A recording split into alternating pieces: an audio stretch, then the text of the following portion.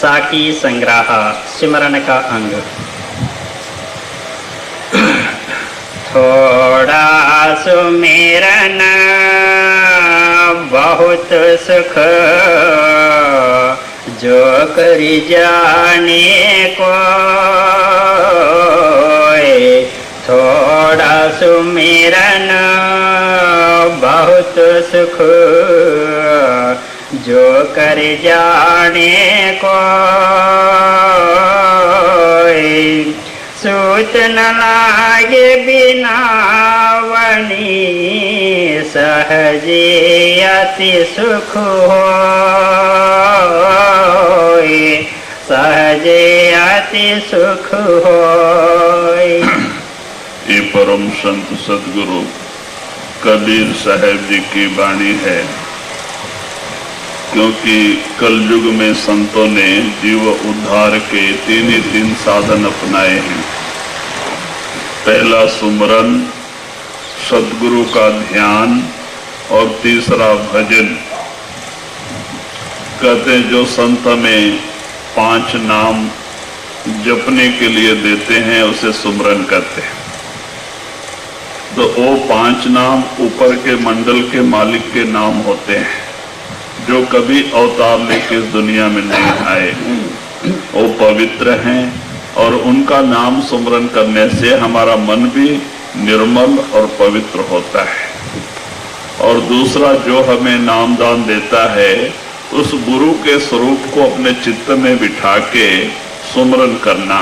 क्योंकि हमारे दोनों आंखों के बीच में 4 अंतःकरण है, मन, बुद्धि, चित्त, ममकार। मन क्या करता है? संकल्प उठाता है। मन जो भी संकल्प उठाता है, पैदा करता है, बुद्धि उस पर विचार करने लगती। बुद्धि जिस पे विचार करने लगती है, चित्त रूपी कैमरा उसका फोटो ला के अंदर खड़ा कर देता है और फिर उसी का रूप हो जाना ममकार होता है। तो कहते हैं ऐसे 4 अंतःकरण हैं हमारे दोनों आंखों के बीच में। तो मन तो संकल्प उठाता है। मन जो इसीलिए कहते हैं कि मन में गुरु का दिया हुआ नाम सुमरन होवे। अभी हमारे मन में क्या है? दुनिया का सुमरन है, कुटुंब परिवार का सुमरन है और कोई सुमरन चलते हैं। तो जिस मन में दुनिया का सुमरन चल रहा है वहां नाम का सुमरन चले। और हमारे चित्र रूपी कैमरा में जहां दुनिया का फोटो है, कुटुंब परिवार का फोटो है, रूप है, वहां सदगुरु का रूप होवे। उसको सदगुरु को बिठा लें, उसको देखते हुए सुमरन करना ही सुमरन और ध्यान है। और तीसरी विधि भजन बताते हैं। अंदर में परमात्मा शब्द और प्रकाश रूप में हमारे अंदर विराजमान है।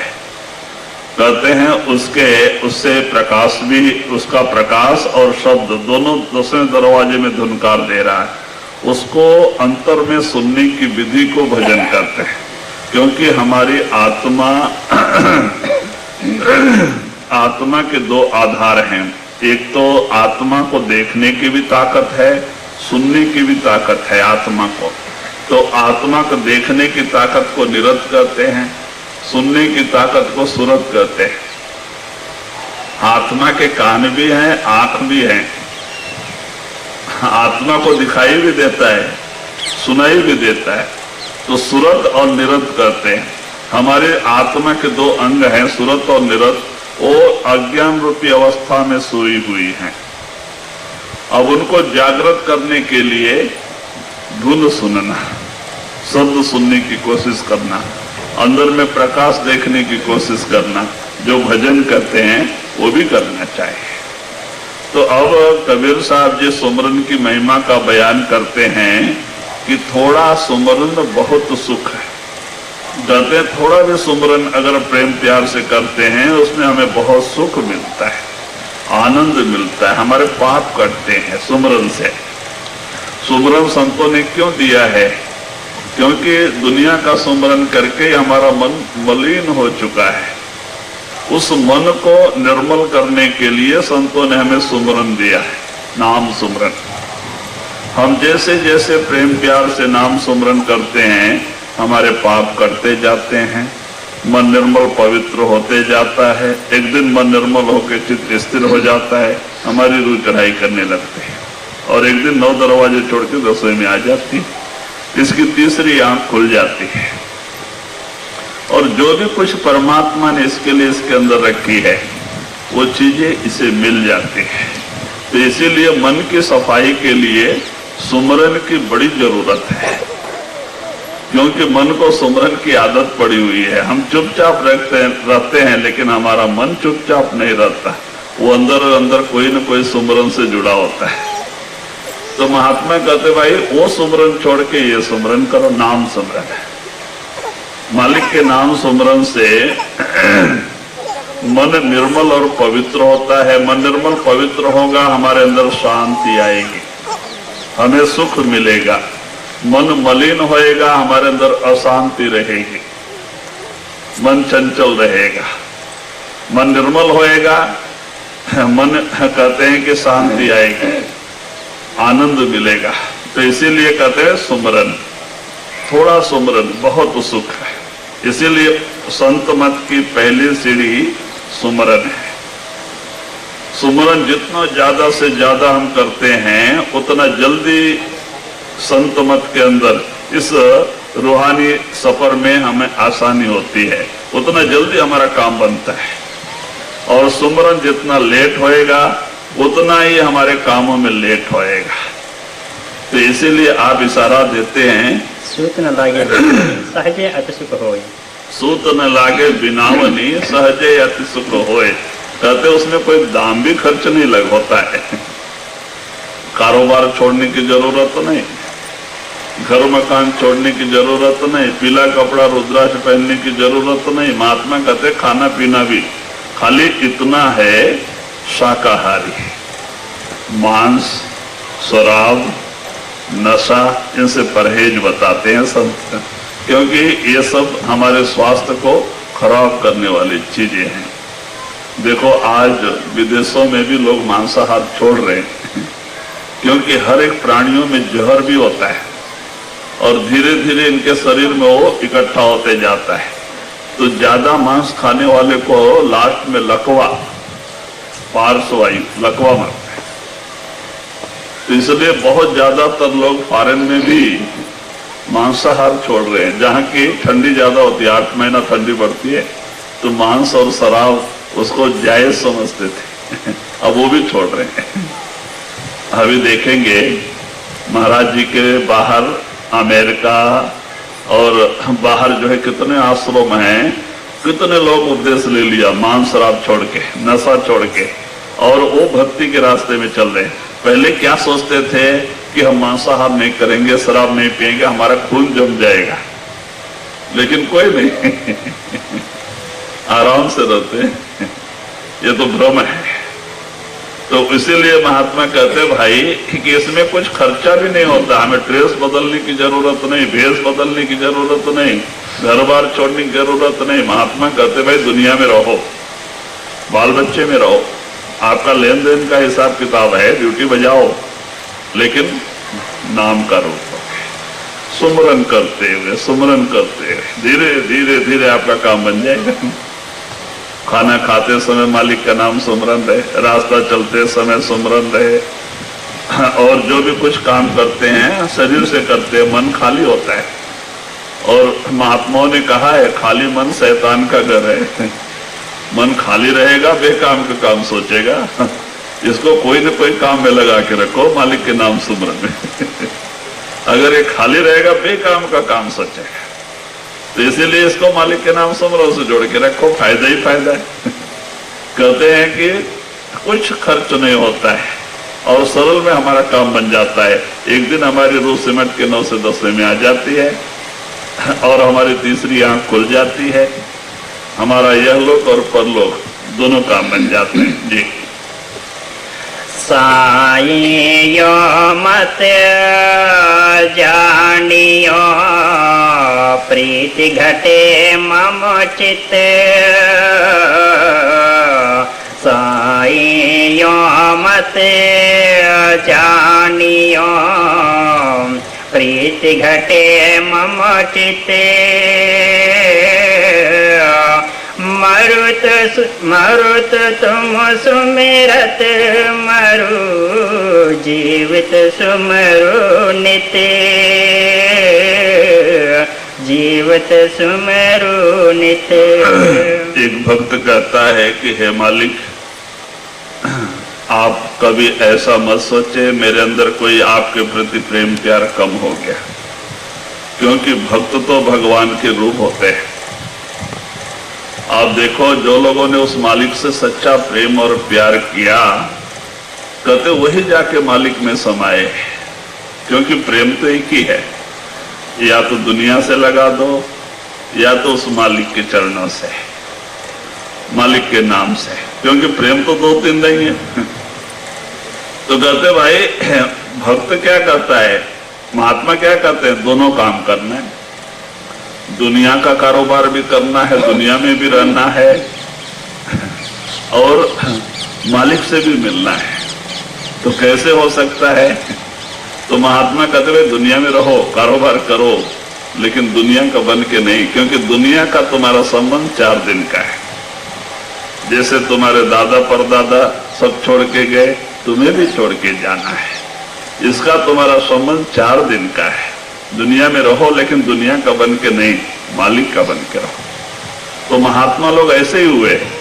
सावन सिंह महाराज जी के 4 लड़के थे, वो मिलिट्री में इंजीनियर थे, और उनके 4 लड़के थे। तो आप उस समय ब्रिटिश गवर्नमेंट का जमाना था, तो ब्रिटिश वालों वो लोग हमारे हिंदुस्तानियों से बहुत ज्यादा सख्त काम लेते थे। तो इनको ड्यूटी बहुत जबरदस्त करनी पड़ती, बहुत दौड़ धूप करनी पड़ती थी। घोड़ा तो दिए थे, लेकिन दौड़ धूप बहुत करनी पड़ती थी। तो सुबह से शाम तक थक जाते थे। जब घर लौट के आते थे, कुछ खा पी के भजन सुमरन बैठने की कोशिश करते थे, तो आलस नहीं आता था, क्योंकि शरीर थक जाता है। तो आप परेशान होके जयमल सिंह महाराज अपने गुरु को लेटर लिखे कि क्या करें, ड्यूटी इतनी सख्त है कि भजन करने का समय ही नहीं मिलता है। तो आप दया करो और हमें हुक्म दे दो, मैं राजीनामा देके आश्रम में आके रहूं और आपकी सेवा और भजन बंदी कर। तो बाबा जी ने लेटर का जवाब क्या दिया, अगर आप ऐसा करोगे तो आपको एक जन्म लेना पड़ेगा क्योंकि आपकी कुछ दुनियावी जवाबदारी है, प्रारब्ध कर्मों का हिसाब किताब है, वो इसी तरह से खत्म होना है। तो वो कर्म ऐसे ही रह जाएंगे और उसको भोगने के लिए आगे जन्म लेना पड़ेगा। तो महाराज ये सोच के फिर ड्यूटी को राजीनामा जो देने का ख्याल था वो छोड़ दिया। और यहां तक कि आप जब जयमल सिंह महाराज चोला छोड़ गए, माने शरीर छोड़ के गए, उस समय और 5 साल ड्यूटी बाकी थे, और जयमल सिंह महाराज इनके नाम पे सब लिख के गए थे, वसीयतनामा, आश्रम चलाने का, सत्संग करने का। लेकिन फिर भी जो पहले गुरु ने हुक्म दिया उसी को आपने माना, आपने नौकरी नहीं छोड़ा। महीने में एक बार जाके मासिक सत्संग करके आते थे, मासिक भंडारा सत्संग, और नौकरी नहीं छोड़ा। 5 साल महाराज जाने के 5 रिटायर होने तक उन्होंने पूरी ड्यूटी बजाई, और बाद में रिटायर होने के बाद में फिर जाके आश्रम में, अपना आश्रम में वास माने वहां जाके रहे कायम के लिए। तो कहते हैं कि यही महात्मा कहते भाई दुनिया नहीं छोड़नी है, माने नौकरी धंधा व्यापार जो करते हो करो, लेकिन इतना है कि अपना प्रेम प्यार उससे निकाल दो, सदगुरु के चरणों से, नाम से जोड़ के दुनिया में रहो, क्योंकि प्रेम तो एक ही है, भावेता ही लगा है, या तो दुनिया से लगा लो या तो मालिक से प्रेम तो दो तरफा नहीं लगा सकते। तो जाते हुए इस तरह से महात्माओं ने क्या किया, प्रेम को दुनिया से हटा दिया, सदगुरु के चरणों में जोड़ दिया, और दुनिया में रहे, बाल बच्चे में रहे। एक ड्यूटी समझ के निभाते गए, नौकरी समझ के निभाते गए कि इनका पालन करना हमारा ड्यूटी है, लेकिन प्रेम प्यार सदगुरु के चरणों से, नाम से, वो महात्मा बन गए। तो कहते ऐसे ही रहे। गुरु नानक ने भी कहा है ना, जैसे जल में कमल निरामल मुर्गा भी ने साणे, सुरत शब्द भवसागर तरिए नानक नाम बखाने। कहते जैसे जल में कमल होता है, कीचड़ में पैदा होता है, पानी के ऊपर रहता है, अगर उसको पानी में डुबा के भी निकालो तो वो पानी उसके पंखड़ियों को गीला नहीं कर पाती, सरक जाते रहते हैं। और मुर्गा भी काली पक्षियां होती, देखो बरसात के समय में तालाबों में ज्यादा दिखाई देती है, उसी में डूबती हैं, खाती हैं, सूखे परों से उड़ जाती हैं। वो पानी उनके परों को भिगाता नहीं, रहती सारा दिन पानी में है, लेकिन वो पानी उनके परों को भिगा नहीं सकता है, सूखे परों से उड़ जाती है। कहते हैं ऐसे हम दुनिया में रहें, सारा कारोबार करें, बाल बच्चे का पालन पोषण करें, नौकरी धंधा करें, सब कारोबार करें, लेकिन मन को उस मालिक के नाम से जोड़ के रखें, उससे अलग मन को मालिक के नाम से जोड़ के रखें। तो ये दुनिया हमारा कुछ नहीं बिगाड़ सकती। अभी तुकाराम जी भी थे, नामदेव भी थे। तुकाराम सारा रात दिन पांडुरंगा पांडुरंगा का ही जाप करते थे। तो औरत हमेशा लड़ाई झगड़ा करती थी कि आप सारा दिन यही पांडुरंगा पांडुरंगा करोगे तो भैंस को कौन चारा लाएगा, कौन सब संसारिक काम कौन करेगा। करते थे आप भी थोड़ा, लेकिन ज्यादातर मालिक के सुमरन में रहते थे। तो जब उनका अंत समय आया, क्योंकि भक्त का दिल साफ सुथरा हो जाता है सुमरन करके, और उनको दुनिया से कोई लगाव नहीं होता है, तो उनको संदेश आया ऊपर से बैकुंठ से कि तुकाराम कल ने परसों विमान भेजेंगे, तुमको आना है। विष्णु का संदेश आ गया। अब तुकाराम ने रात को अपने पत्नी से भी कहा कि कल 11 बजे माने शाम को 4 बजे विमान आएगा, मुझे जाना है, अगर आप आती हो आप भी आ सकती हो, चलो बैकुंठ जाएंगे। अब यह दुनिया का कारोबार खत्म हो गया, चलो बैकुंठ जाएंगे। तो औरत लड़ाई झगड़ा करने लगी, आप तो हमेशा पांडुरंगा पांडुरंगा पांडुरंगा करते बैठे, अभी मैं आपके साथ चले आऊं तो बाल बच्चों का देख रेख कौन करेगा, भैंस है उसका देख रेख कौन करेगा। तो आप हमेशा इसी तरह से करते, मैं झगड़ा करने लगे। तो जब आप शाम दोपहर को घर से निकल के चले गए, बाहर निकल के गए तालाब के पास में, वहां पुस्तक विमान उतरा, आप उस पर बैठे जाने लगे मालिक का पांडुरंगा का नाम सुमरन करते हुए। तो बाद में पता चला कि तुकाराम जी जा रहे बैकुंठ को। तो औरत भागी भागी आई, रोती चिल्लाती कि आप इस अवस्था में मुझे छोड़ के जा रहे हैं, हमारा क्या होगा, बाल बच्चे का क्या होगा, खेती गृहस्थी का क्या होगा। तो बाद में सर पिटने लगी, अच्छा होता मैं भी चली गई होती जाने के बाद। तो होते ऐसे हालत। तो कहते हुए इस तरह से महात्मा कहते हुए दुनिया में तो रहना है, लेकिन कहते जब तक कि मन को उस मालिक के नाम का रूप नहीं बनाएंगे तो ये मोह माया खत्म नहीं होगा। जिस मोह के बंधन से हम जकड़े हुए हैं, कहते वो नहीं टूटेगा। मालिक के नाम सुमरन से ही कटना है, सुमरन में बड़ी ताकत है। कहते जो लोगों ने उस मालिक का नाम सुमरन का रूप हुए, देखो वो मालिक से जाके मिले। तो इसीलिए आप इशारा देते हैं कि भाई इस तरह से महात्मा कहते हुए दुनिया में रहो, कारोबार करो, आपकी ड्यूटी है, जवाबदारी है, ये लेन देन का हिसाब किताब है पिछले जन्मों का। ड्यूटी बजाओ, लेकिन दुनिया का बन के नहीं, मालिक का बन के बजाओ, तो आपका यह लोक और परलोक दोनों बन जाएगा। जी। जप तप संयम साधना सब सुमिरन के माहे। जप तप संयम साधना सब सुमिरन के माहे। कबीर जाने भक्त जन सुमिरन सम कुछ नाहि, सुमिरन सम कुछ नाहि। तो वही कबीर साहब जी इशारा देते हैं कि जप तप संयम साधना सब कुछ सुमरन माए। कहते भाई सब कुछ सुमरन में आ जाता है, मालिक के नाम सुमरन में।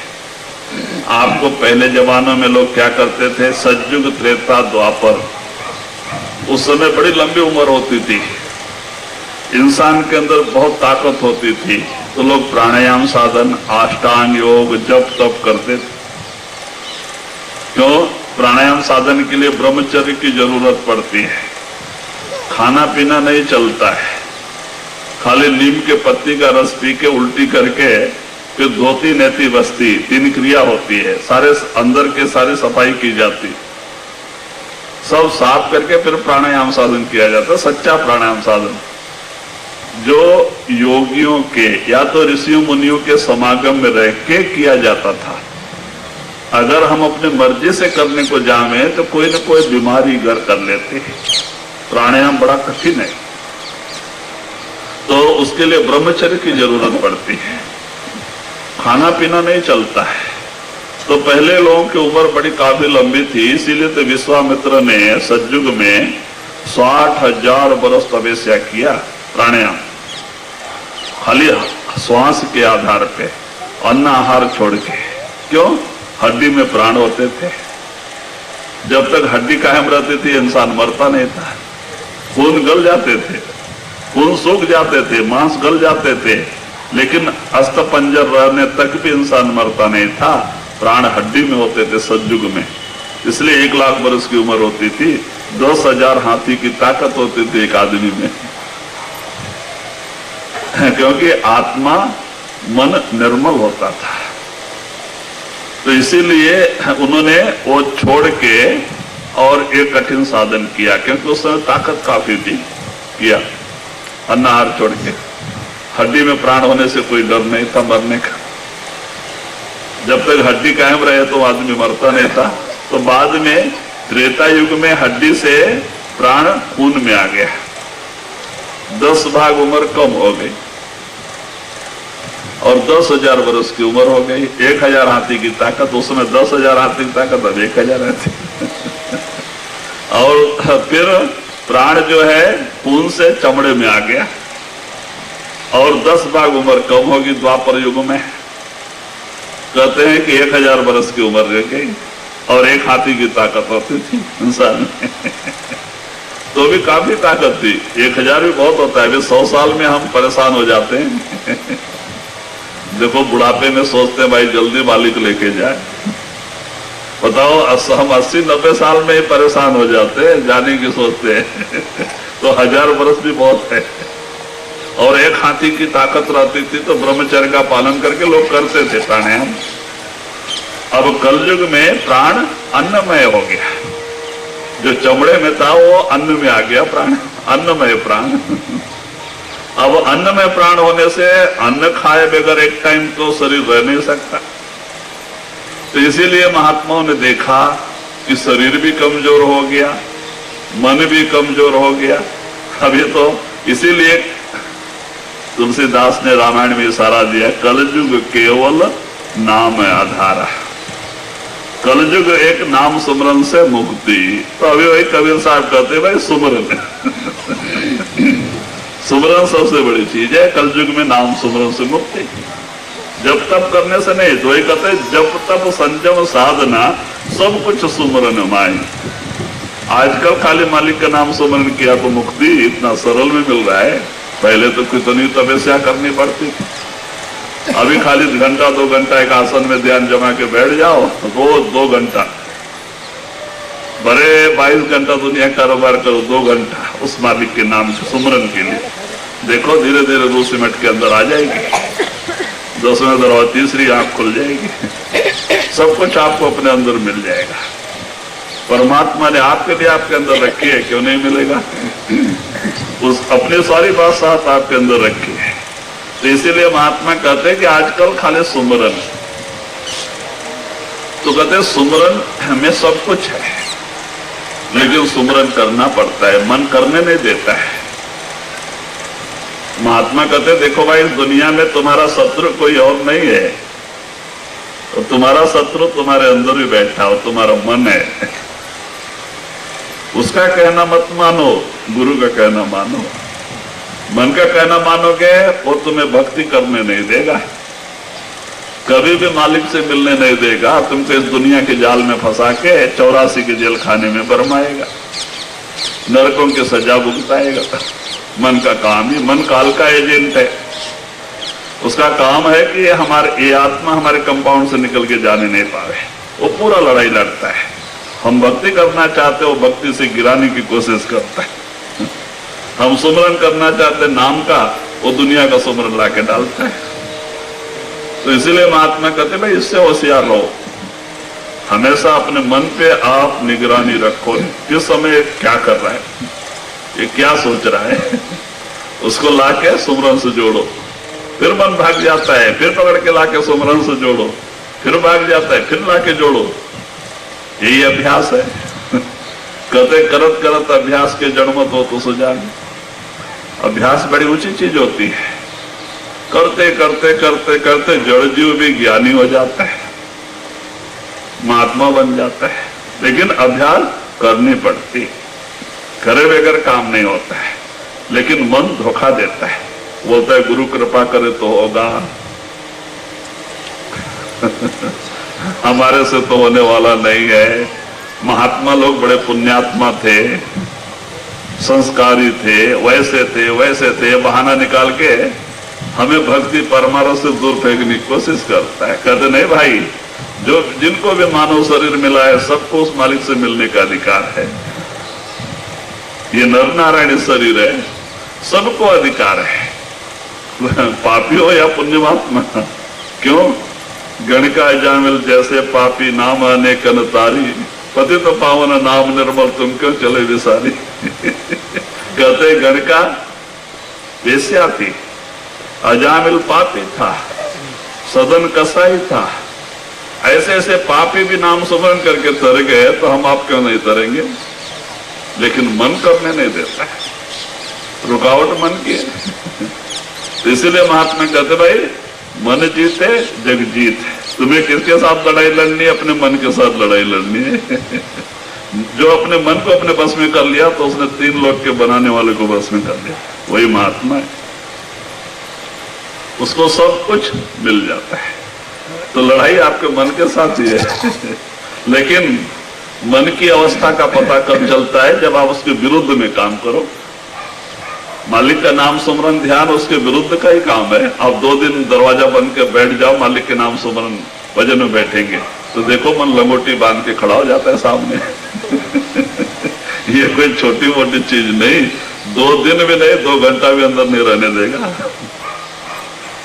तो वे किसी भी तरह से बाहर निकाल के फेंक देगा। तो ये कोई छोटी मोटी चीज नहीं है। तो महात्मा कहते भाई आप उससे विरुद्ध में चल के देखो। हम मन के कहने चलते हैं, मन के कहने खाते हैं, मन के कहने काम करते हैं, मन के कहते सोते हैं, तो मन क्या चीज हम क्या चीज क्या पता चले? आप भजन सुमरन से जुड़ के तो देखो, तो मन हमारे विरोध में खड़ा होता है और तब पता चलता है कि मन क्या है और हम कौन है, पता चलता है। सहकामी सुमेरन करे पावे उत्तम धाम। सहकामी सुमेरन करे पावे उत्तम धाम। निहकामी सुमेरन करे पावे अविचल नाम, पावे अविचल नाम। फिर वही आप कबीर साहब जी इशारा देते हैं, सहकामी सुमरन करें। अगर हम कोई न कोई आशा लेके सुमरन करते हैं तो भी फायदा ही। अगर स्वर्ग वैकुंठ कैलाश की आशा लेके करते हैं, स्वर्ग वैकुंठ कैलाश में पहुंच जाते हैं। और कोई निष्काम बगैर कोई आशा के उस मालिक से मिलने के लिए सुमरन करते हैं, तो एक दिन अविचल नाम हमारी रूह उस परमात्मा की गोद में भी पहुंच जाती है, सतलोक सचखंड पहुंच जाती है, कहते परमात्मा से मिल जाती है। तो कहते वो सुमरन फैल नहीं जाता है। आज देखो पिछले जमानों में जब तब सुमरन किए हुए लोग, जब तब किए लोग आज राजा महाराजा बन के पैदा हुए। राजा महाराजा बन के पैदा होने वाले सब ऋषि मुनि हैं, जिन्होंने बहुत काफी तपस्या किया। अगर उनको सफलता मिल गई तो स्वर्ग वैकुंठ कैलाश पहुंच गए, जिसकी तपस्या पूरी हुई। थोड़ी सी अधूरी रह गई कि राजा महाराजा बन के आ गए। भाई किया करा कभी फेल नहीं जाता है। और भी कुछ तपस्या में कमी रह गई तो सेठ साहूकार बन के आ जाते हैं। आज राजा महाराजा कौन है? मिनिस्टर जो बने बैठे हैं, प्राइम मिनिस्टर, प्रेसिडेंट कौन है? ये पिछले जन्म में तपस्या की हुई आत्माएं हैं। उनकी जबान से जो निकलता है कानून कायदा बन जाता है। आज हमारी बात कौन मानता है? तो कहते वो तपस्या का पावर है। एक बार एक ही ट्रेन में गांधी महात्मा और सावन सिंह महाराज, जो सावन सिंह महाराज ब्रिटिश गवर्नमेंट के जमाने में थे, अच्छे महात्मा थे, व्यास के जो संत महात्मा थे। आप भी कहीं सत्संग के लिए उसी गाड़ी में बैठ के जा रहे हैं, उसी में गांधी जी भी हैं। तो भगत सिंह थे गांधी जी के साथी, और वो सावन सिंह महाराज जी के जो है करीबी थे, हमेशा दर्शन करते थे। तो उनको पता चला कि इसमें महात्मा जा रहे हैं, तो आके सावन सिंह महाराज जी के दर्शन किए भगत सिंह ने और नमस्कार किया और गांधी जी के बारे में बताया कि इसी में गांधी जी महात्मा बैठे हैं, मैं उनको भी आपके दर्शन के लिए लेके आ सकता हूं। तो महाराज थोड़ा टाइम ये करके हंसे, कहते भाई तो ठीक कहता है, लेकिन वो नहीं आएंगे मेरे पास। नहीं महाराज वो मेरा दोस्त है, मैं उनको लेके आऊंगा। ठीक है, लेकिन वो आएंगे नहीं। नहीं महाराज मैं लेके आता हूं। ठीक है जाओ। तो भगत सिंह उनके डब्बा में गए और जाके कहते हैं कि यहीं पे हमारे महाराज जी जा रहे हैं, उनको आगे सत्संग करने जाना है और बड़े अच्छे महात्मा हैं, चलिए दर्शन करके आएंगे। तो गांधी महात्मा ने तो जवाब दिया कि नहीं भाई, मैंने अपनी जिंदगी में किसी और महात्मा का दर्शन करना नहीं, मैंने शपथ खाई, मैंने अपनी जिंदगी में और महात्मा का दर्शन नहीं करना है। तो ये सुन के बड़ा हैरान हो गया, बहुत प्रयत्न किया, कहते नहीं मुझे नहीं आना। तो फिर दूसरे स्टेशन पर उतर के महाराज जी के पास आया भगत सिंह, कहता महाराज आप बोले वैसा ही हो गया, क्या बात है? तो बोले भाई महात्मा दो तरह के आते हैं, एक कालकारी महात्मा, एक दयालकारी महात्मा। तो कहते इन्होंने पिछले जन्म में हिमालय की गुफाओं में बैठ के बड़ी तपस्या की है, इनका नाम गांधी योगी था। पूर्ण होने में थोड़ी कसर थी, ये तो वैकुंठ में वहां कैलाश में जाना था, लेकिन थोड़ा संकल्प उठा मरने के समय कि मैंने सारी जिंदगी तपस्या में निकाल दिया, मेरा नाम किसी को पता ही नहीं चला। मेरे बारे में किसी को पता ही नहीं चला। एक संकल्प आके एक काम बिगाड़ दिया इनका, इसीलिए इनको दोबारा जन्म लेना पड़ा है, लेकिन तपस्या का पावर है, इसीलिए वो नहीं आए। और आगे महाराज जी उसी समय बोले थे कि आगे घोर कलयुग आने वाला है और घर घर में गांधी जी का फोटो रख के लोग पूजा भी करेंगे।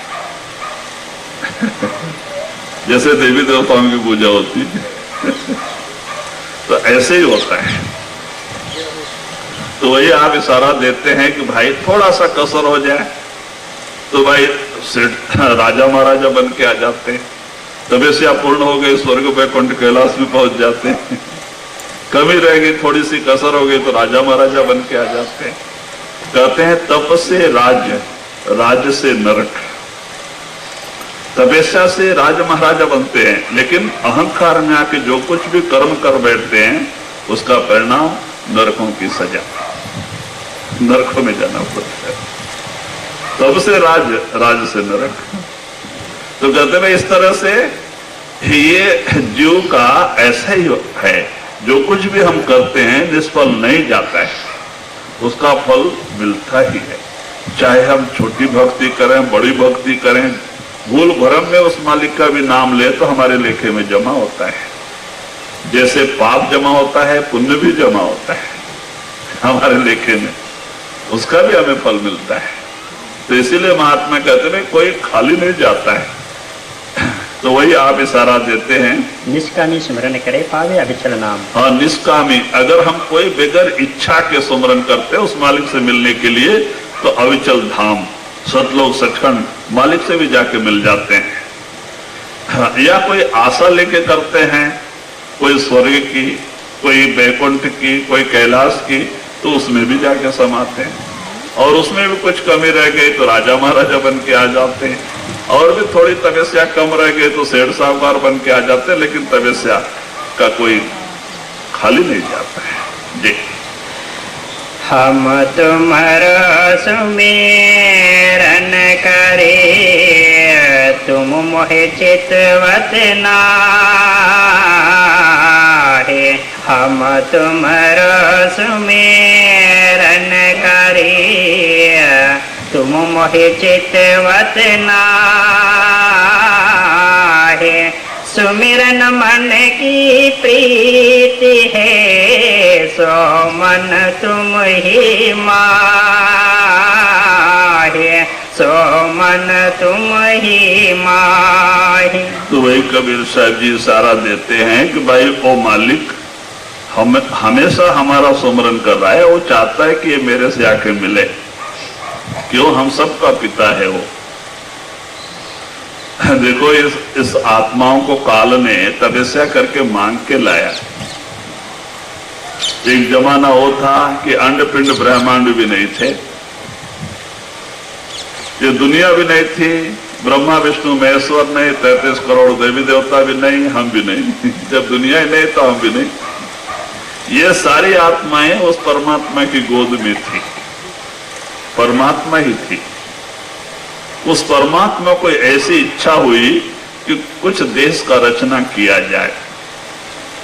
तो उस परमात्मा कौन? अनामी पुरुष। तो उस परमात्मा ने अपने अंदर से एक कला शक्ति यानी एक शब्द प्रकट किया, उसको हुक्म दिया जाओ कुछ देश का रचना करो।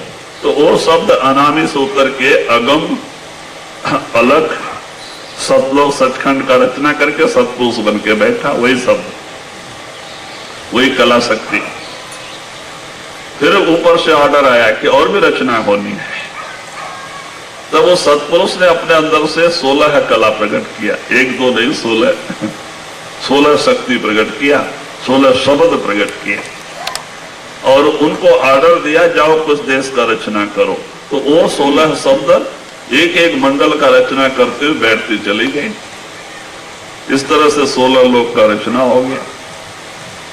अभी हमारे अंदर खाली 3 लोक ही नहीं, अंड पिंड ब्रह्मांड 16 लोक हैं शरीर में, इसी शरीर में 16 लोक हैं और 16 मालिक हैं इसके। हमें खाली 3 लोक के बारे में पता है। तो बाद में सबसे नीचे 16वां नंबर निरंजन, उनको क्या हुआ? खुद की कुछ रचना करने की सूझी कुछ वर्ष के बाद। तो उन्होंने क्या किया? जो है अंडपिंड ब्रह्मांड 3 लोक का रचना कर दिया अपनी मर्जी से। 3 लोक का रचना कर दिया। अब रचना तो हो गई अंडपिंड ब्रह्मांड, आकाश पाताल मृत्युलोक 3 लोक का रचना, स्वर्ग वैकुंठ कैलाश तो हो गया। लेकिन जीव के बगैर रचना कोई शोभायमान नहीं, खाली डब्बे के समान। और जीव का भंडार परमात्मा के सतपुरुष के पास है सतलोक में। तो बाद में निरंजन ने 70 चौकड़ी युग एक पैर के ऊपर खड़ा होकर सतपुरुष का तपस्या किया, ध्यान किया। जब सतपुरुष खुश हुए, भाई क्या चाहिए? जीव भंडार चाहिए।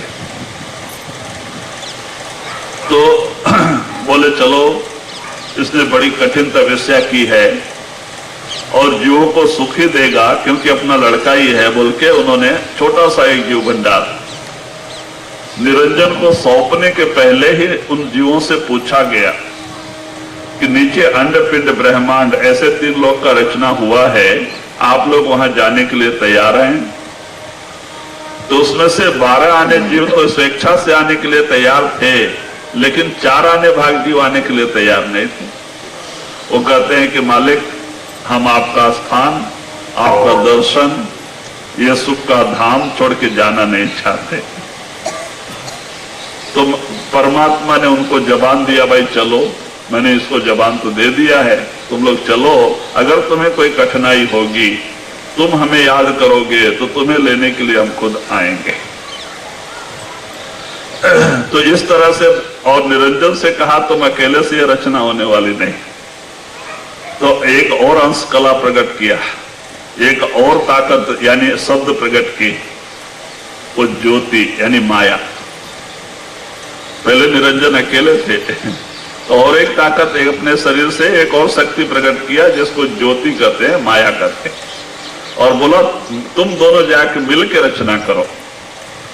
तब वो ज्योत और निरंजन वो दोनों मिलके वहां से नीचे उतरे जीव भंडार लेके, और आके अपनी जगह में सहस्त्रदल कमल में वहां आके बैठ के पहले विचार करते हैं कैसे कैसे रचना करना चाहिए।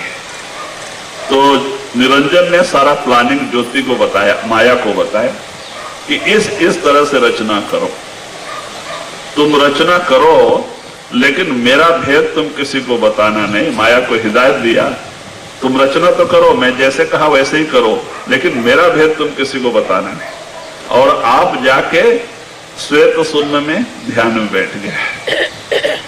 तो माया ने उन जीव भंडार में से तो पहले 3 को बनाया, रजो तमो सत्तो, ब्रह्मा विष्णु महेश्वर, इन तीनों को माया ने पैदा किया। अब ये 3 और माया चारों ने मिलकर 84 लाख खान कहते शरीर पैदा कर दिए। 4 खान 84 लाख शरीर पैदा कर दिए। 30 लाख प्रकार के पेड़ पौधे शिव ने बनाए। 27 लाख प्रकार के कीड़े मकोड़े विष्णु ने बनाए। 14 लाख प्रकार के पक्षी, 9 लाख प्रकार के पानी में रहने वाले जीव आदिशक्ति माया ने बनाए, और 4 लाख प्रकार पिंड से पैदा होने वाले 9 महीना में ब्रह्मा ने बनाए। और इस तरह से 84 लाख शरीर तैयार हो गए, और निरंजन मन रूप में इसमें आके वास किया और जीवों को इसमें कैद कर दिया गया। इन 84 लाख शरीर के अंदर जीवों को डाल दिया गया, और निरंजन मन रूप में अंदर बैठ के कर्म करवाने लग गया। मन जो है निरंजन का ही अंश है, और इस तरह से कर्म करके जीव मलिन हो गया। पहले तो जीव को अपने पिछले जन्म की याद होती थी, तो कोई बुरा कर्म करता नहीं था और ये रचना टिकती नहीं थी।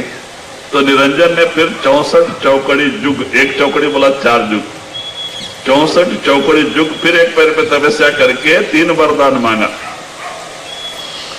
जीव को पिछले जन्म की याद ना रहे। देखो इनके अपने हाथ में कुछ नहीं, सब ऊपर से मांगा है उन्होंने। जीव भंडार भी वहां से मांग के लाए, और फिर 3 वरदान क्या मांगते, जीव को पिछले जन्म की याद ना रहे, और जिस जीव को मैं जहां रखता हूं वहां खुशी रहे। और तीसरा वरदान मांगता है कि अगर आप संत अवतार लेके दुनिया में आवे तो रिद्धि सिद्धि चमत्कार ना बताएं, क्योंकि इन्होंने उन रूह आत्माओं को जबान दिया है कि तुम्हें तकलीफ होगा तो तुम्हें लेने के लिए हम खुद आएंगे। तो उसने तीसरा वरदान ऐसा ही मांग लिया, उनको ही बांध दिया कि अगर आप दुनिया में अवतार लेके आते हैं तो रिद्धि सिद्धि चमत्कार ना बताएं, बांध दिया। तो इस तरह से जीव भूल भरम में पड़ गया। इसीलिए महात्मा कहते भाई ये जो दुनिया है ये लोक है काल और माया के। ये दुनिया का नाम मृत लोक है, मरने का देश है। ये सुख दुख का स्थान है। जो तुम्हारा देश तो सतलोक सचखंड है, जहां पे काल और माया नहीं, जन्म और मरण नहीं, दिन और रात नहीं है, सूरज और चांद नहीं, कहते हो परम आनंद का देश सतलोक सचखंड वो तुम्हारा देश है, जहां स्त्री और पुरुष नहीं। कहते सारी आत्मा उस परमात्मा की अंश होती, माने रूप होती है। सारी आत्मा में अपना 16 सूर्य का प्रकाश चमकते रहता है सतलोक सचखंड में। कहते हैं जहां जाके आत्मा परमात्मा बन जाती है, सब सुख सब आनंद के स्रोत में रहते हैं। लेकिन यहाँ ये तो सुख और दुख की नगरी है। यहाँ न कोई पूरा सुखी है न कोई पूरा दुखी है, क्योंकि पाप पुण्य से ही हमें मानव शरीर मिलता है। अगर पिछले जन्मों में खाली पुण्य पुण्य की होते तो स्वर्गों में होते, खाली पाप ही पाप की होते तो नरकों में होते। पाप पुण्य के मिश्रण से मानव शरीर मिलता है। किसी के पुण्य ज्यादा पाप कम होते हैं, उसको सुख ज्यादा दुख कम होता है दुनिया में। और किसी के पाप ज्यादा और पुण्य कम होते हैं, उसको दुख ज्यादा सुख कम होता है। अपने के एक राय का परिणाम देखो। एक जीव है, रात दिन मेहनत करता है, माने उसने अपने पिछले शरीर में, मानव शरीर में, पिछले शरीर में पाप ज्यादा पुण्य कम किया है। प्रकृति माया देखती है मरने के समय इसको कहां भेजा जाए जहां कर्जा, अपना कर्जा चुका सके, कर्मों का हिसाब दे सके। तो वो ऐसे जगह भेज देती, क्योंकि पाप ज्यादा पुण्य कम है, इसको दुख ज्यादा सुख कम होना। तो एक ही नीच कुल खानदान में गरीब घर में पैदा कर देते हैं। पाप ज्यादा पुण्य कम है, दुख ज्यादा सुख कम होना। तो नीच कुल खानदान में गरीब घर में पैदा कर देते हैं। अब वो बेचारा कैसे कैसे पलता है। जब बड़ा होता है तो ऐसे को ऐसे ही मिलते हैं, शादी कर देते हैं। अब देखो समझदार लोग, एक दो बच्चा हुए तो ऑपरेशन करके आराम से रहते हैं, इनका कोई लिमिट ही नहीं, 7-8 बच्चे। अब देखो इनकी, क्योंकि सुबह से लेकर शाम तक जाके रेलवे लाइन रोड पे काम करते, इतना मेहनत खून पसीना करते हैं, इनको मिलता है 150-200 रुपए। क्यों? विधि। पाप ज्यादा पुण्य कम किया, दुख ज्यादा सुख कम होना, मिलता है 150-200 रुपए। वो भी 150-200 रुपए लेके घर पे नहीं आते, क्यों? मेहनत करने से शरीर में दर्द होता है। कहाँ जाते हैं? शराब की दुकान पे। कर्मानुसार बुद्धि, बुद्धि हर एक के अपने अपने कर्मों के अनुसार होती है, सबके अपने अपने कर्मानुसार बुद्धि होती है। तो पहले शराब की दुकान पे जाते हैं, आधा उसको देते, फिर आधा लेके घर में आते हैं। वो बाल बच्चों को कपड़ा लत्ता खाने को पूरा नहीं होता है। फिर घर में क्या होता है? महाभारत।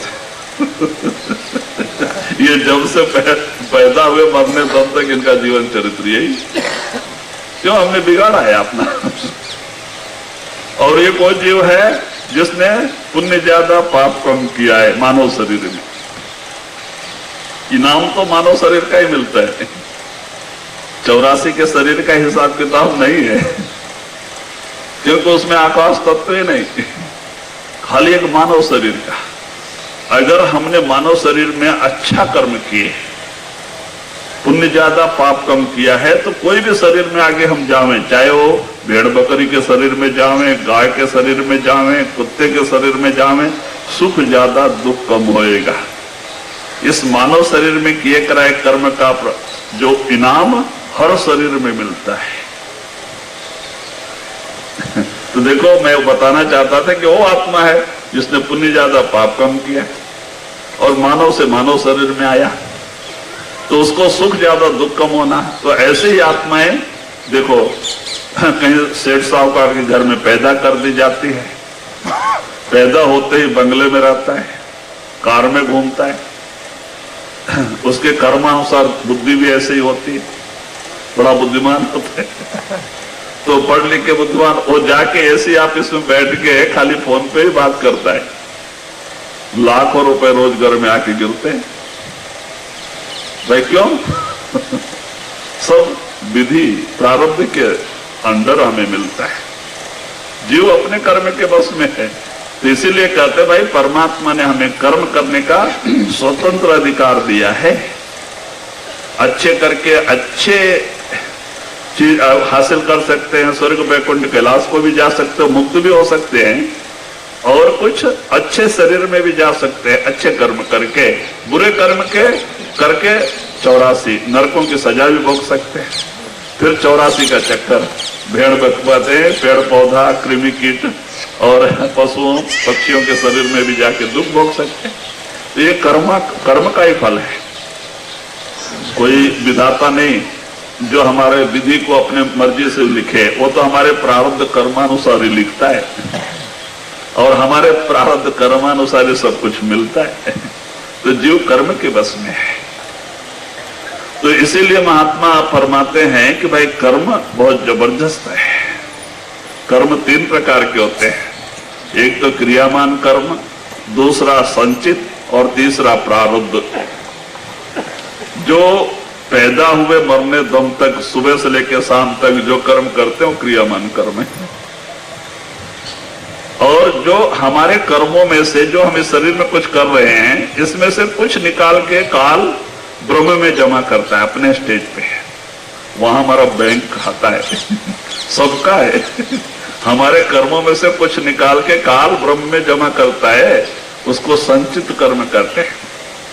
कभी जीव कर्म के बगैर हो गया तो वहां से डाल के इसको पैदा कर देते हैं, छोड़ते नहीं। वो बहुत चालाक है काल। तो वहां कुछ स्टॉक रखता है वो ब्रह्म में, उसको संचित कर्म करते हैं। और तीसरा प्रारब्ध कर्म है, कुछ जो हम इस शरीर में कर रहे हैं उसमें से कुछ लेते हैं, उस संचित में से लेके एक कर्म प्रारब्ध कर्म तैयार करते हैं और उसी के ऊपर ये शरीर मिलता है। पहले बना प्रारब्ध, पीछे मिला शरीर। पहले प्रारब्ध कर्म तैयार करके हमें शरीर में भेजा गया है और सब रजिस्टर्ड है। पैदा होने से मरने दम तक क्या क्या किस समय मिलना है, क्या क्या सुख दुख आना है, कैसे कैसे चलना है, क्या क्या मिलना है, सब लिखा हुआ रजिस्टर्ड है। इसीलिए महात्मा कहते भाई उसकी क्यों चिंता करते हो, दुनिया के सामान की क्यों चिंता करते हो, जो मिलना है पैदा होने के पहले लिख के भेजा गया, रजिस्टर्ड है। आप उस मालिक के नाम की चिंता करो, जिस चिंता के लिए आपको ऐसा सुंदर मानव शरीर परमात्मा ने नर नारायण शरीर दिया है। देखो एक मानव शरीर में किए कराए का परिणाम 84 लाख में इसको सहायता करता है। अगर इसने पुण्य ज्यादा पाप कम किया है, अगर ऐसी आत्मा कुत्ता के शरीर में भी चली जाए कर्मानुसार बुरे कर्मों के कारण, तो उसको सुख ज्यादा दुख कम होना है। ऐसे ही कुत्ते हैं, देखो बंगले में रहते हैं, कार में घूमते हैं, उसको घुमाने के लिए एक नौकर होता है। क्यों? उसने इंसानी चोले में मानव शरीर में कुछ अच्छे कर्म किए हैं, पुण्य ज्यादा पाप कम किया है। अगर वो घोड़े के शरीर में गया तो उसको सुख ज्यादा दुख कम होना। ऐसी पार्टी खरीद लेती है, उसको वहां सुख ज्यादा होता है।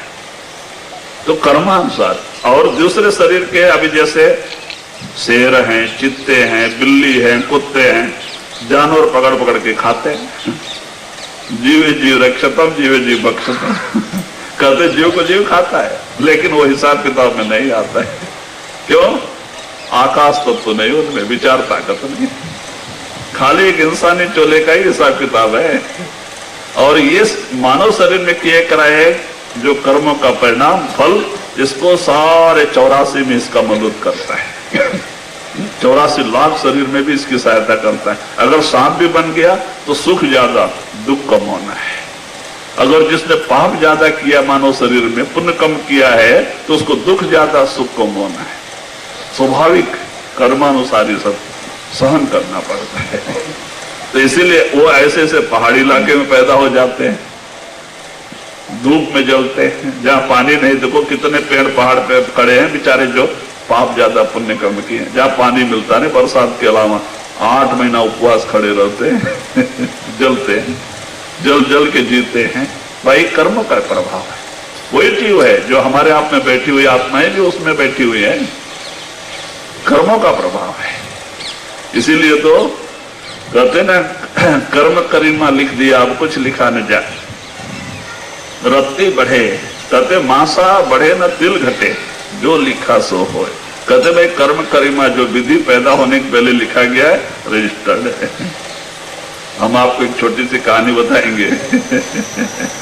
हमारे बनारस में विश्वनाथ मंदिर का पुजारी, ये कहानी नहीं है, बीती हुई वाकया है, आप ध्यान से सुने, माने करनी का फल। उसने 30 साल विश्वनाथ का सेवा किया, मंदिर की साफ सफाई, पूजा पाठ, कोई आता है नारियल तोड़ के देना, सब कुछ करना, शाम तक बेचारा पड़ा रहता था, सब साफ सफाई करता था, पूजा आरती करता था। 30 साल किया। शिवरात्रि आया, जैसे शिवरात्रि में रात को जागरण करते हैं, तो वो पुजारी के अंदर एक शंका पैदा हो गया। 30 साल सेवा करने के बाद शंका पैदा हुआ, अभी उसकी भी काफी उम्र हो गई थी, 80 साल की उम्र थे। उसको शंका पैदा हुआ, पूजा करते करते मेरा उम्र हो गया और एक दिन भी शिव ने मुझे दर्शन नहीं दिया, ये शिव है क्या पत्थर है?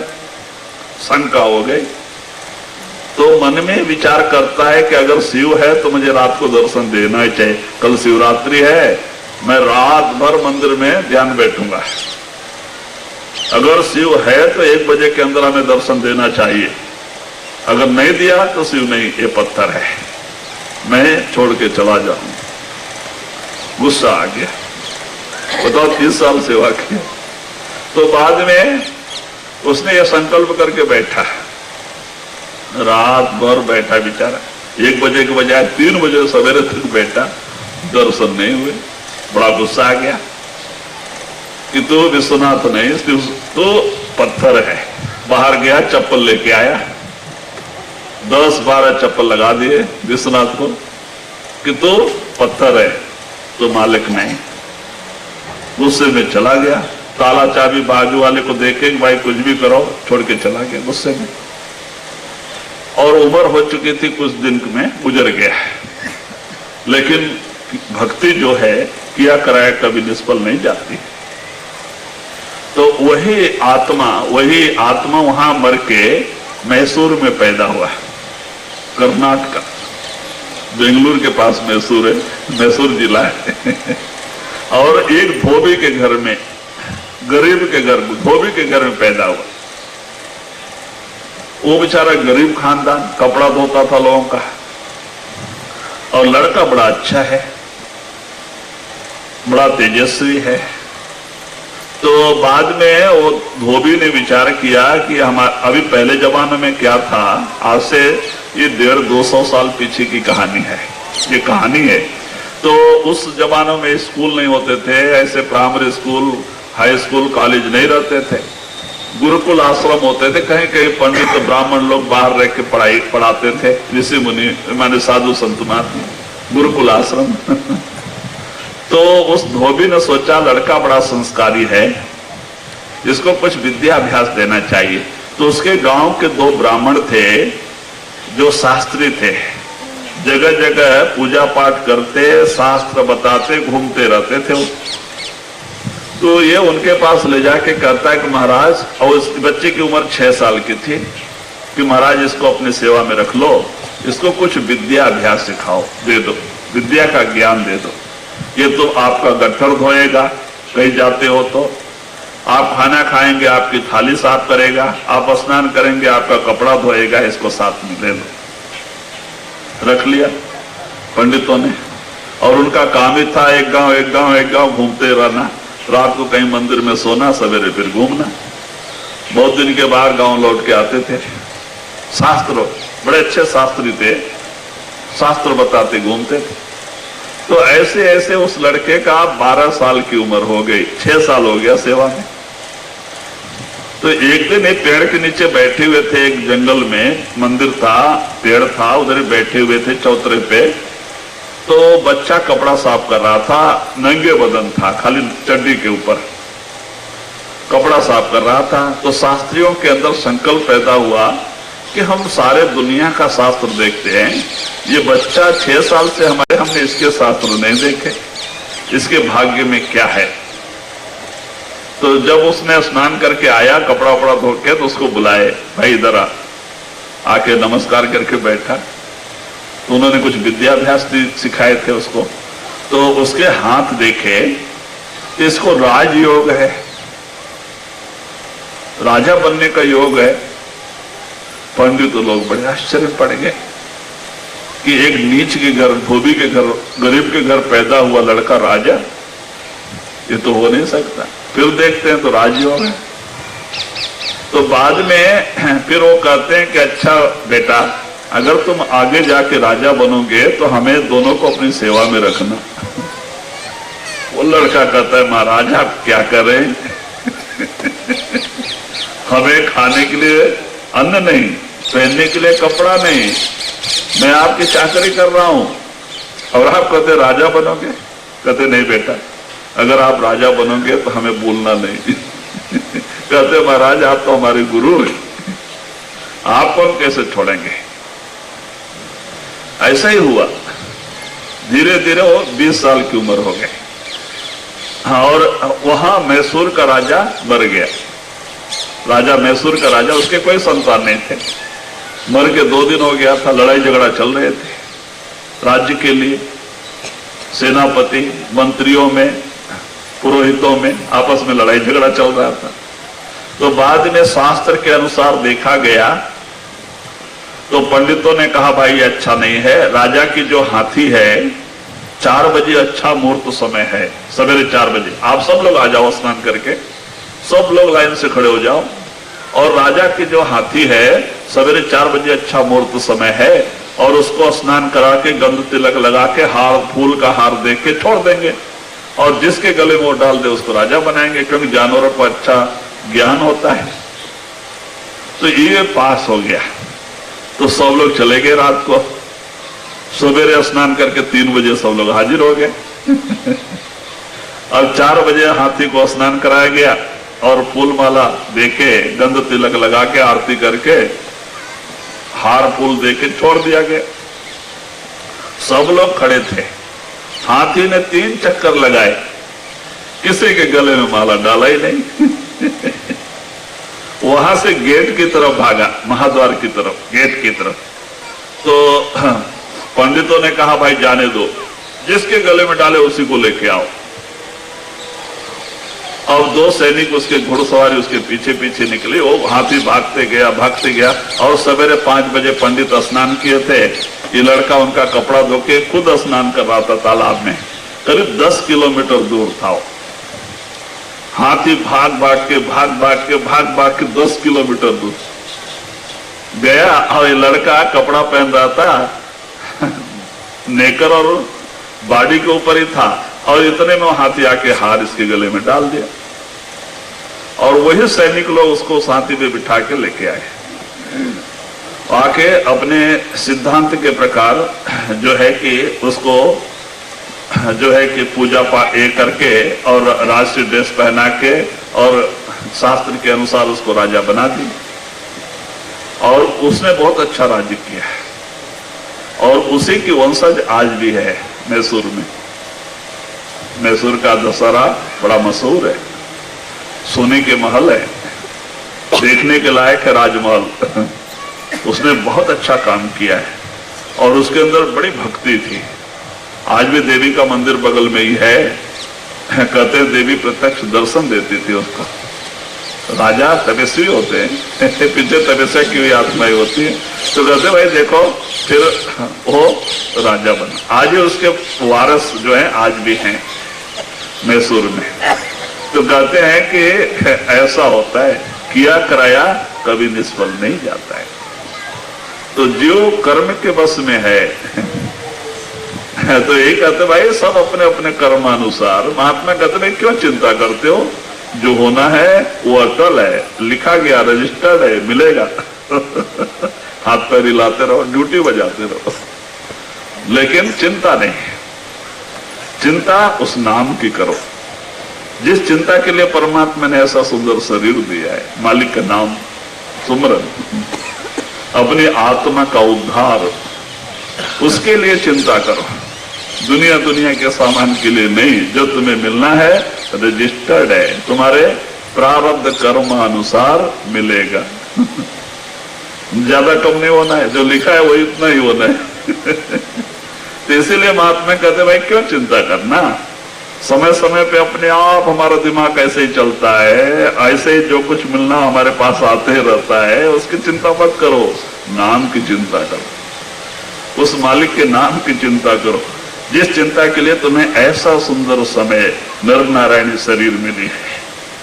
परमात्मा ने छोटा सा समय तुम्हें मानव शरीर का दिया है, बड़ा कीमती है। जी कबीरा हरे हरे सुमिर ले, प्राण जाएंगे छूट।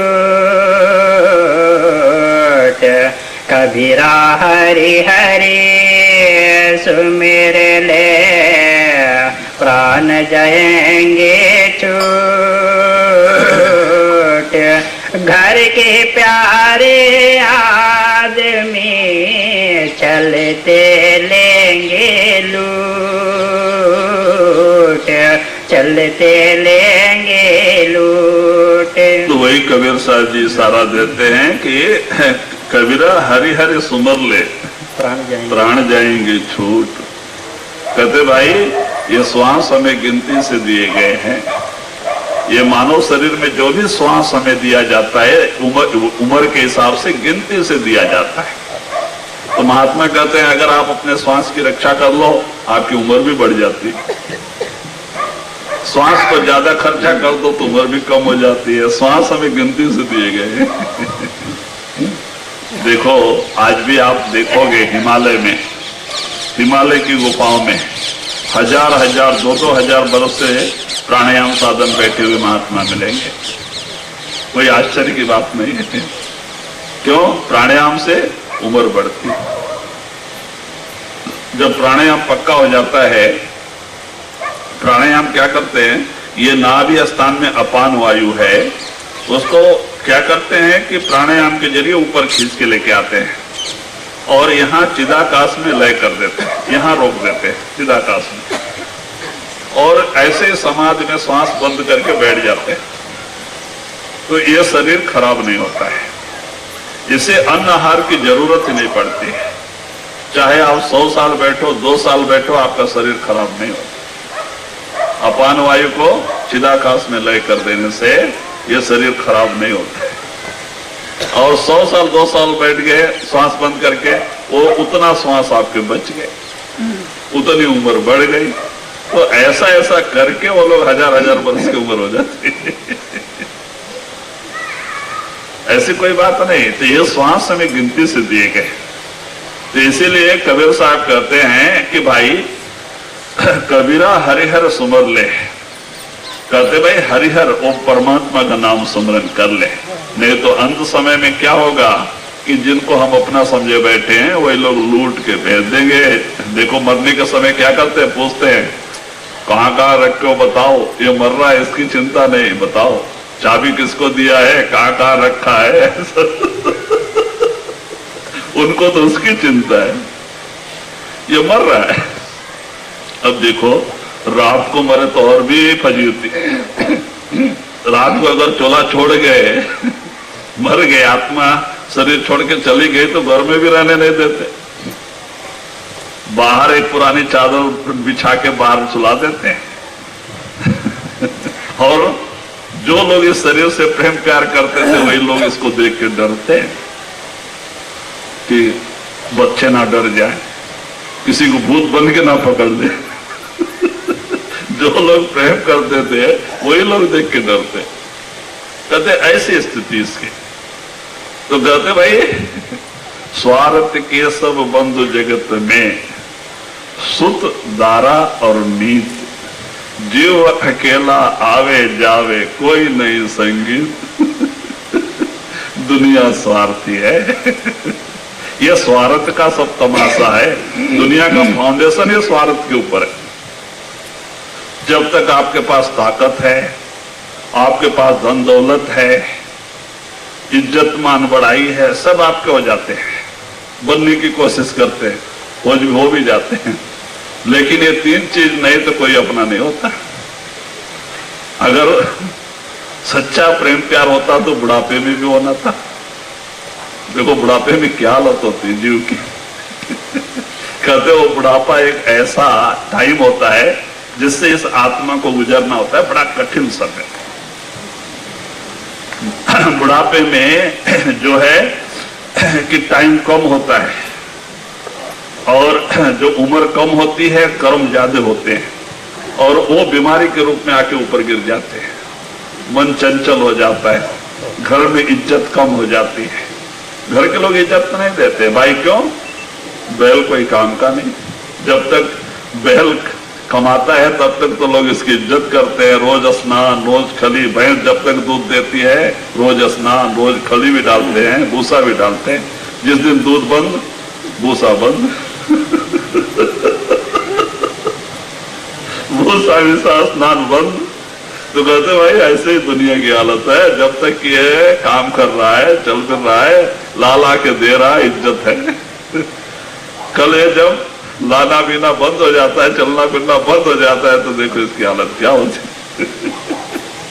तो कहते हैं कि भाई ये ऐसी ही दुनिया, सबको उस बुढ़ापे से गुजरना है, सबके साथ यही हालत होती है। तो कहते हैं बुढ़ापा बड़ा कठिन समय होता है, घर में इज्जत कम हो जाती है, मन चंचल हो जाता है और ये सारा कुछ किया करा याद करके दुखी होता है, कोई सुनने वाला नहीं होता है। तो वही कहते भाई ऐसी हालत होती है।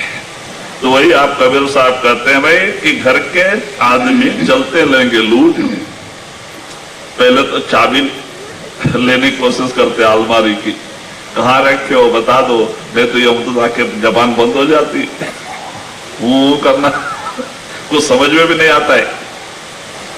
कहते ऐसी हालत है।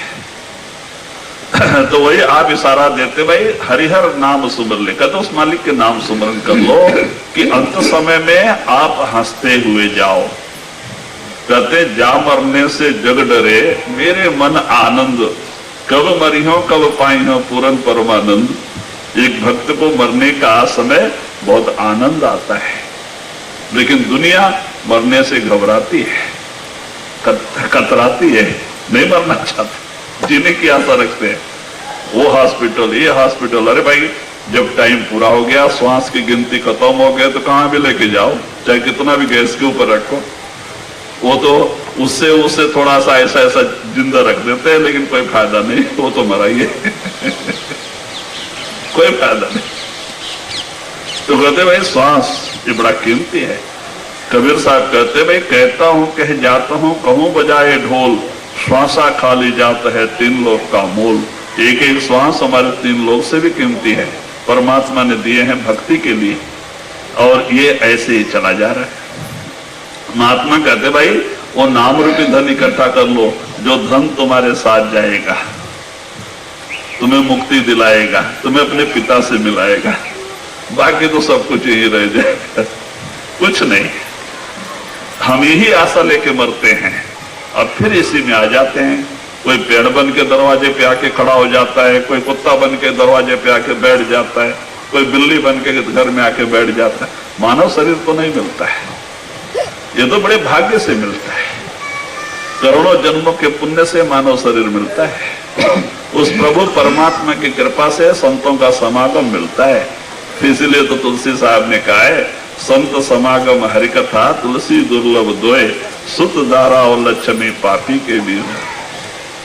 कहते भाई संतों का समागम और हरिकथा सत्संग ये बड़ा दुर्लभ चीज है, बड़े भाग्य से मिलता है। तो इसीलिए महात्मा हमेशा जागृत करते हैं कि भाई हरिहर नाम सुमिर ले, उस मालिक का नाम सुमरन करते रहो, जिससे जो कुछ भी बचा आपका श्वास है सफल हो जाए। जो गया सो गया, अब लौट के आना नहीं, जो बचा है उसको सार्थक कर ले, तो भी अंत समय में खुशी होगी। मरने के समय क्यों? नाम आएगा, गुरु आएगा, मरने के समय खुशी होगी, हंसते हुए जाएंगे।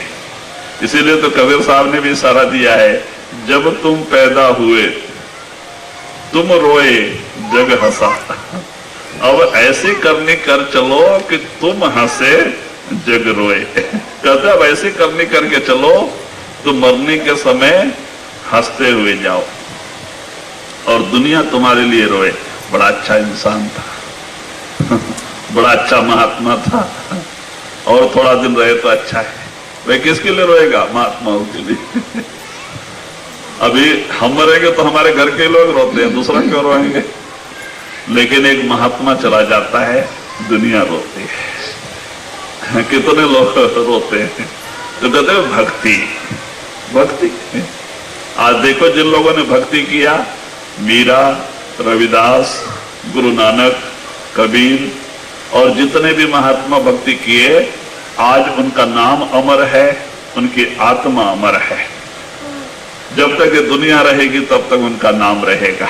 लेकिन हमारे घर में हमारे दादा के दादा के दादा कितने मर के गए, 2-3 पीढ़ी को भी हम भूल गए। क्यों? वो मालिक की भक्ति के बगैर चले गए, दुनिया की आशा लेके मरे, 84 में चक्कर लगा रहे, इसीलिए हम उनका नामो निशान भूल गए। तो कहते भाई जब तक आत्मा मुक्त नहीं होगी, नाम भी अमर नहीं होएगा। अब देखो उनका जब तक दुनिया रहेगी तब तक नाम रहेगा। भक्ति जो की है, भक्ति के बगैर हमारा ये जो मानव शरीर है निष्फल चला जाता है। तो इसीलिए कबीर साहब वही सारा देते, वही लेना। कबीरा हरि हरि सुमिर ले, प्राण जाएंगे छूट। कबीरा हरि हरि सुमिर ले, प्राण जाएंगे छूट। घर के प्यारे आदमी चलते लेंगे लूट, चलते लेंगे लूट।